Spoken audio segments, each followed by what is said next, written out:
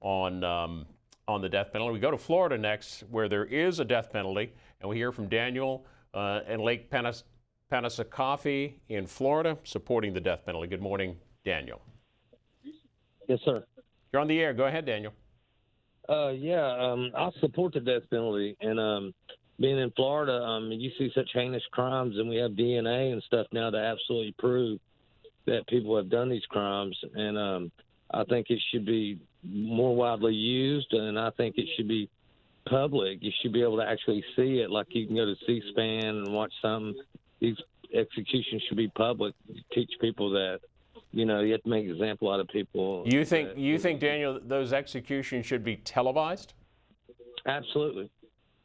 Absolutely. We have a right to see them. Our states convict them, and we have a right to see that. I think it would teach people a lesson. This is what you get if you do certain things in our country.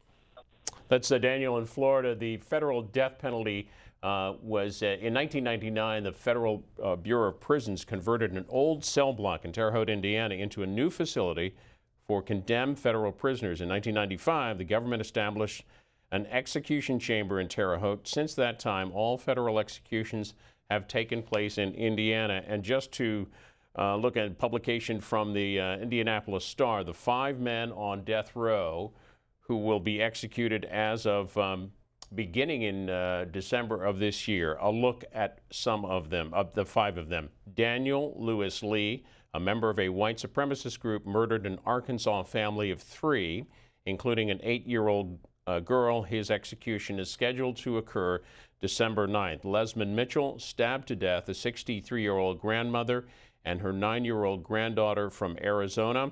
Also, Wesley Ira Perkey. He raped, murdered, and dismembered a 16-year-old girl in Missouri. He was also convicted in state court for using a claw hammer to kill an 80-year-old woman. Alfred Bourgeois of Texas tortured, sexually molested, and then beat to death his 2-year-old daughter. His execution set for January 13th, 2020. And Dustin Lee Honkin shot and killed 2 men who planned to testify against him in Iowa.